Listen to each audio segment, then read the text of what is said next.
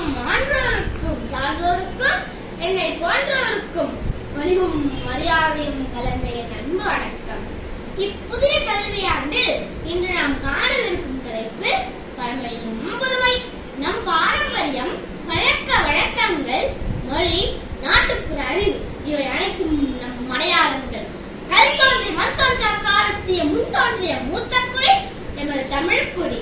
அவ்வளவு பழமை வாய்ந்த பெருமையும் ஞானத்தையும் கொண்டு இப்புதுமையாய் பல சாதனைகளை நாம் புரிந்துள்ளோம்.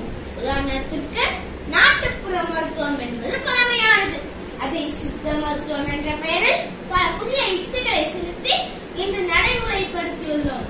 இன்றும் பொங்கல் பண்டிகை தினத்தன்று விறகடுப்பில் மண்பானத்தில் பொங்கல் செய்கிறோம். பழமை என்பது நேற்று என்றால் புதுமை என்பது இன்றும் நாளையும். நேற்று இல்லாவிடில் இன்றும் நாளையும் இங்கில்லை. பழைய பஞ்சாங்கத்தில் அனைத்து கிரகங்களையும் கணக்கிட்டனர் நம் பாட்டனார்கள். இன்றோ அறிவியல் துணை கொண்டு கைபேசி செயலில் நாம் அதனை கணக்கிடுகிறோம். பழமை என்பது பழையது மட்டும் அல்ல, அது ஒரு காலத்தை, ஒரு வாழ்க்கை முறையை, ஒரு வரலாற்றை, பாரம்பரியத்தை குறிக்கிறது. பழமையான பலவற்றை அறிவியல் அடிப்படையில் இருக்கிறது. புதுமை என்பது மாற்றம், முன்னேற்றம், புதிய சிந்தனை.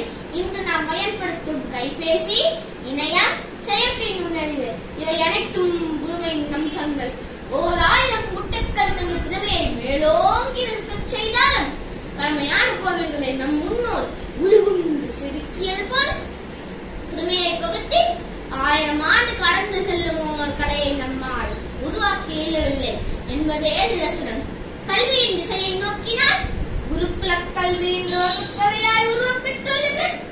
ஆயுதத்தை நோக்கினால் பிரம்மாஸ்திரம் என்று ஏவுகணையாய் மாறியுள்ளது. கலையின் ஒன்றான வரைகளை நோக்கினால் கைவரைகளை என்ற கணினி வரைகளையாய் மாறியுள்ளது. ஆஹா என்னதல் அற்புதம்! இத்தலைப்பை பேசியில் சட்டென்று என் மூலையில் உத்தை செய்தி பழமையும் மூலையை உருவாக்கியது. இப்புதுமையும் மூலையை உருவாக்குகிறது. பழமையிலும் புதுமை காண்பது கண், புதுமையிலும் பழமை உணர்வது அறிவு. கண்டேன் சீதையை என்று ஹனுமன் அன்று உரைத்தது பழமை. அச்சீதையின் ஹனுமனையும் நான் கண்ணீரில் கண்டது புதுமை. காந்தியடிகளின் கையில் கைபேசி, அகத்தியன் கருத்தில் நரம்பு எங்கி பிடிப்பி, பகவான் கிருஷ்ணரின் கையில் தொலைநோக்கி என்று கூறினால் அது பழமையில் புதுமையாகாது. நாம் கூறுகின்ற வார்த்தை முதல் உண்ணுகிற உணவு வரை எதை எடுத்தாலும் புதுமை உதித்த இடம் பழமை என்பதுதான் உண்மை. உணவின் திசையில் நம் கண்ணோட்டத்தை திருப்பினால் பழமையான அரிசியின் வகைகளில் புதிய மாற்றத்தை இனக்கலப்பின் மூலம் உருவாக்கி பயிர் செய்கிறோம். எங்கு பார்த்தாலும் புதுமை, எதிலும் புதிய யுக்தி, அனைத்திலும் புதுமை என்றாலும் இவை அனைத்தும் பழமையில் புதுமை என்பது சற்றே உற்று நோக்கினால் புலப்படும். எவ்வாறு சிற்ப மாந்தருக்கே ஒரு சிறப்போ அது போன்றே பழமை என்றும் புதுமை என்றும் பழமையில் புதுமை என்றும் வேறுபடுத்தி காண இயலுவதும் நமக்கே ஒரு உயரிய சிறப்பாகும். கண், காது, மூக்கு இவை அனைத்திலும் புதுமை இல்லையே, பல்லாயிரம் ஆண்டாக பழைய தோற்றத்திலேயே இருக்கிறது என நாம் வருந்த வேண்டாம். அவைகளின் செயலில் புதுமை இல்லாவிடும் பார்க்கப்படும் பொருள்களிலும் கேட்கப்படும் செய்திகளிலும் புதுமை நாளுக்கு நாள் வளர்ந்து கொண்டே செல்கிறது. காலம் கணிய கணிய புதுமை பழமையை நதிக்காமல் பழமையில் புதுமை உட்புகுந்தால் அது சாலச் சிறந்தது.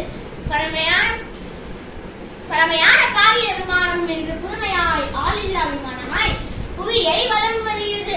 பழமையான வீடு, முற்றம், தாழ்வாரம், கூடம், 2ஆம் கட்டு என வகைப்படுத்தப்பட்டது.